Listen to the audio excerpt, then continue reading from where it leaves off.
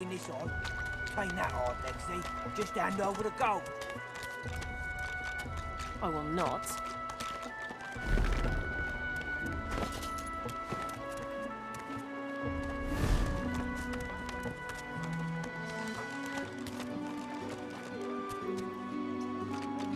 You push you. I want only bread. Come on then, Lindsay. Hey up. I find only bread. I want no trouble. Bread or brisket, toast the same. Your grift teaches you to bully others. Pathetic. You keep his name out of your mouth, you filthy cunt chewer. Have your cud. Disgusting. Just like all your kind. Disgusting like theft. Disgusting like threat. Christ God, will you quit dragging this on? Ain't that hard. Who in their right mind would think of a thing like this? I will not.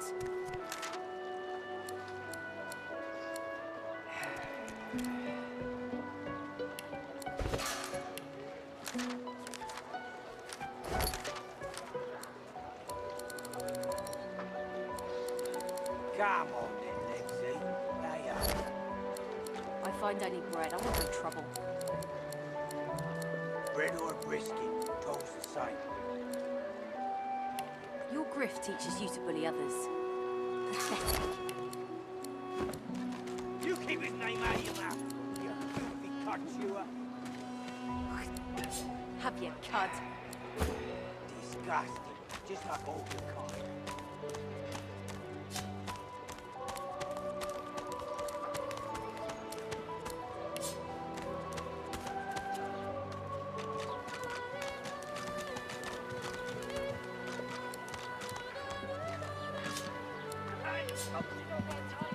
Leave me.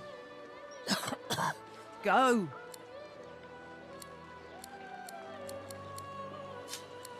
Get away. Get back. At least wait till I've croaked my last if you want to study me.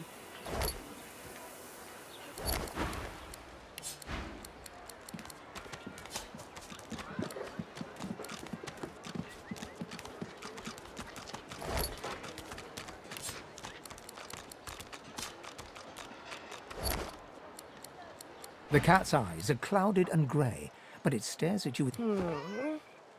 What? How did I get... Hey, stop following me. Huh? Yeah, fine. I'm fine. I'm not sure.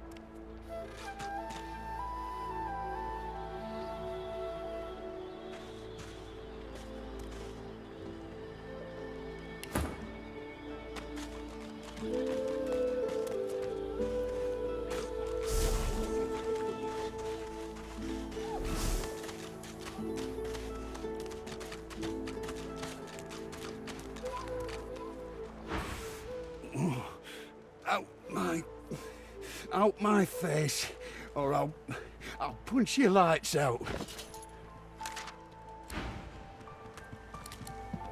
Frightfully busy at the moment, love. Haven't got any liquor on hand, have you?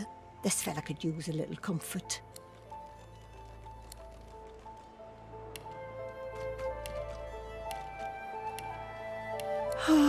All the worse for old Dane.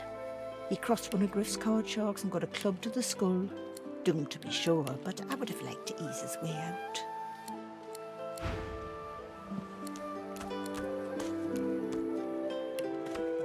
Save your spirit to fight the Reaper.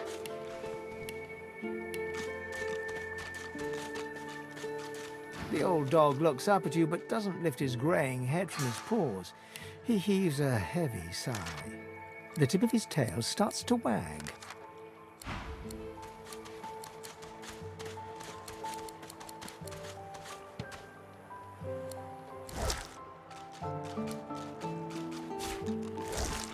Rest now, you'll hie yourself to the grave.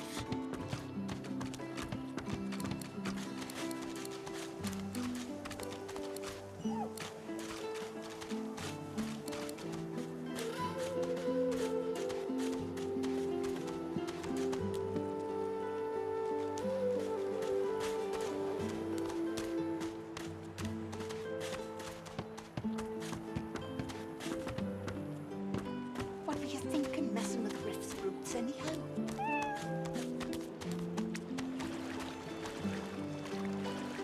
Cowrie, cockle, clown. Here you are. I wonder what keeps you. Tell me your tale.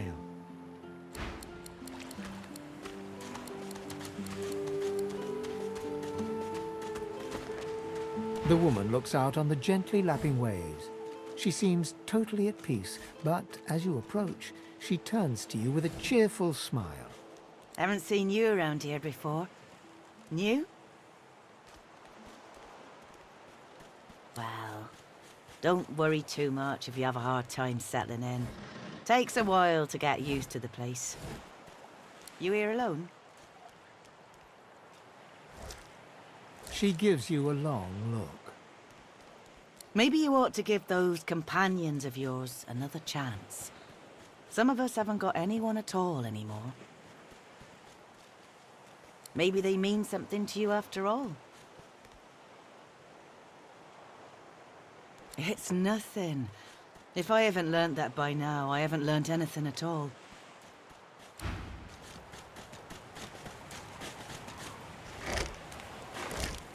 Aye, the giant takes notice of its charge.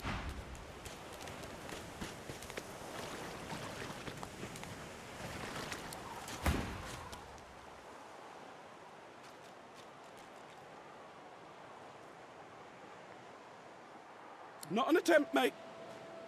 Not if I can bloody help it. Time's up, Your Highness. Let's dance. It's stabbing time.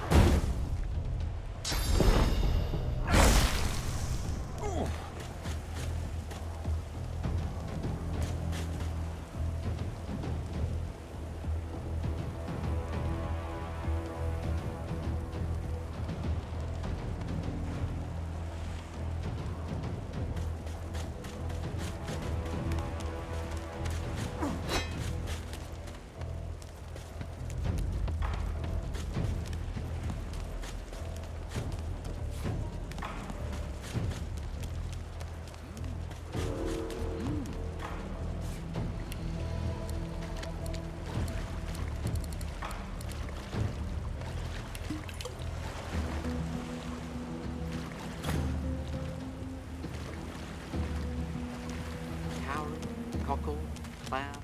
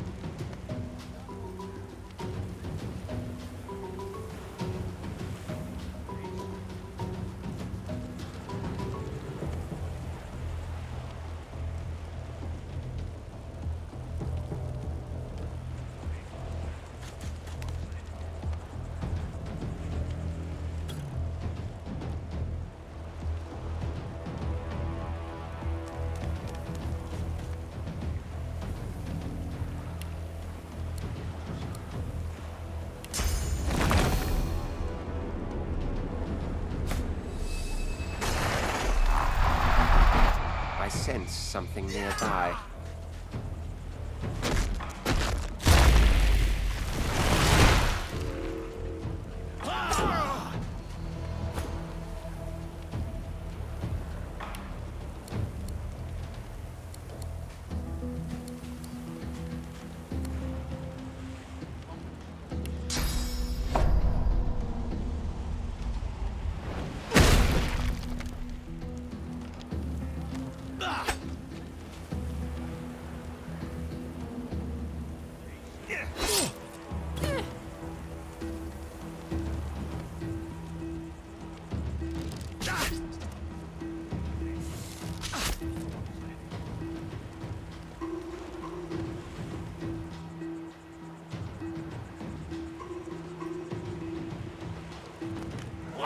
Damned nuisance these assassins are.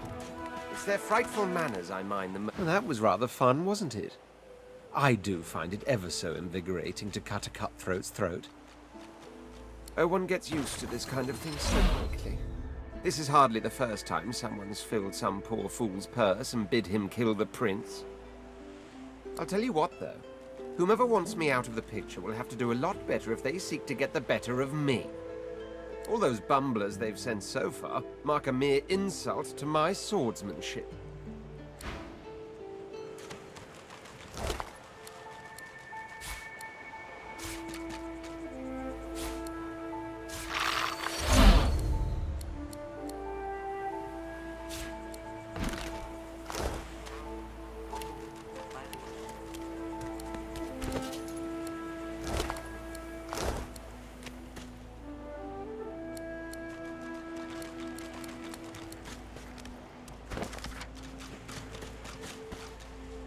Patience, Mal. Patience.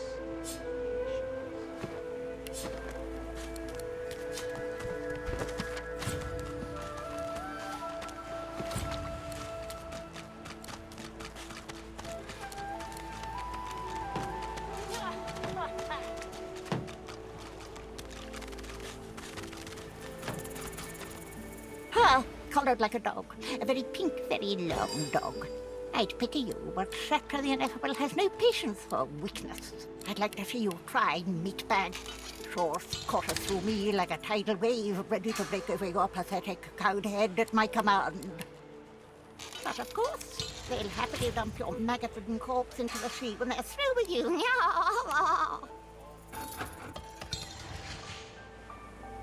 Ha!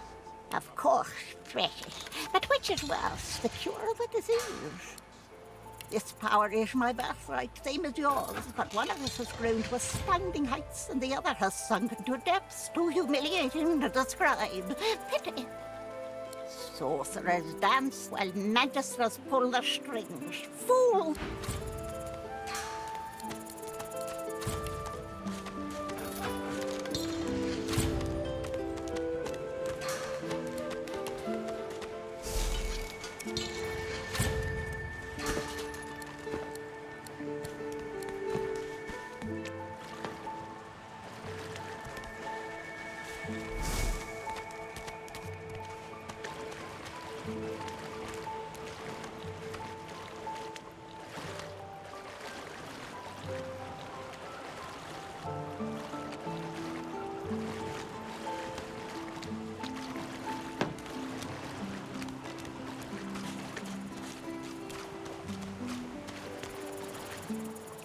Come on, you stubborn hunk of garbage.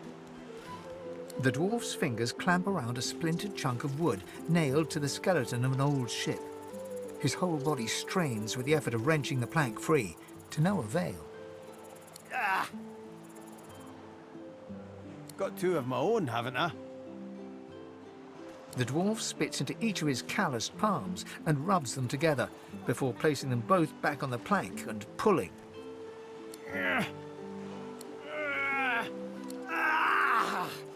Bleeding nail must be charmed or something.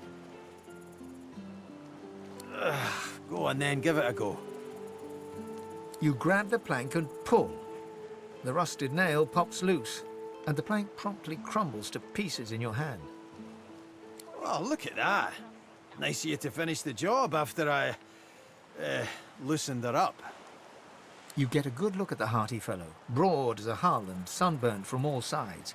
His beard is a cascade of meticulous plaits, each one braided through with golden medallions. He winks and flips a gold coin toward you. It makes a long, high arc, glinting in the sun, and lands squarely in your hand. For your trouble.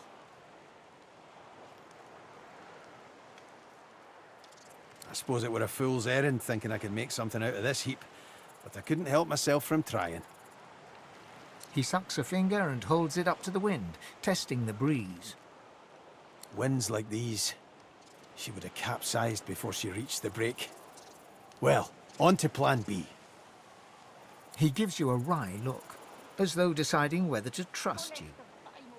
Aye, was planning to build me a raft and paddle off. I've got business north of here, in a town called Driftwood. Far be it from me to miss an appointment. Hold on there, lass. You looking to spend the rest of your days on this island? Or do you want to get out?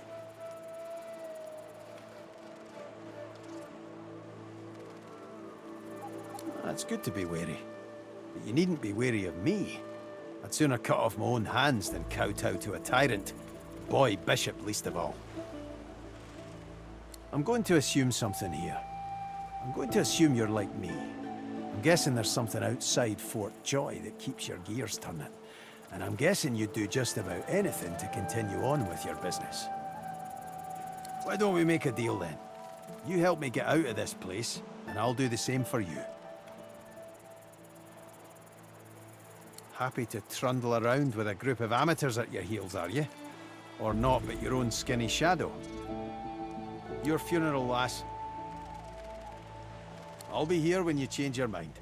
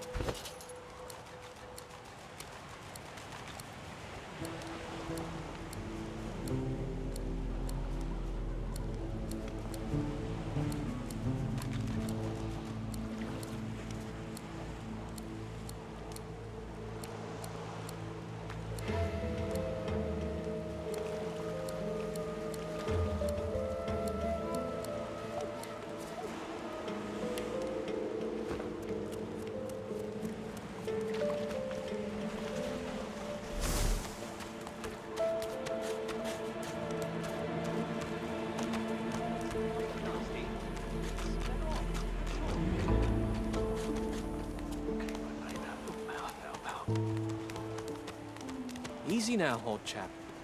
It isn't my fault she's dead. Gods. The smell, though. I'm gonna give you one more chance to shut that ugly mouth of yours. Goodness, but this place has made you cranky. Perk up, old chap. There's plenty of singletons about. Leave me be, Sam. I only mean that if you think about it logically, she's much better off. Leave it, Sam. I won't say it again. Come, old chap. Don't be unreasonable. Better even to puke yourself to death than get purged, don't you think? You should be happy for greed. What did you say? That's what happened, isn't it? Bleeding snake. Now, let's not get nasty. Greet's better off, I'm sure. Keep her name out your mouth, Albert. Easy now, old chap. It isn't my fault she's dead. Please, excuse us. You're talking to me, not her, Sam. Oh, for the love of Lucian, Balladeer. You're acting like a madman. Say it again. What you said about my wife. Go on. Go on, Sam. Well, it's the truth, and you know it. She's better off. So what if it was messy? I'd rather puke myself to death 1,000 times than let the Reds get to me. If she were my wife, I'd be happy for her. A flat smile twitches across Balladeer's lips. She never did like you.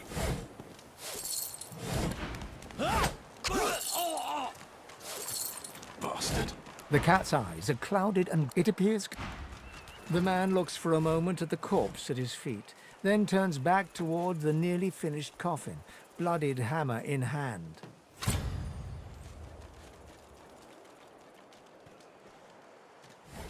He nods at you and turns back to his handiwork. He lines up another nail and hammers it into the panel.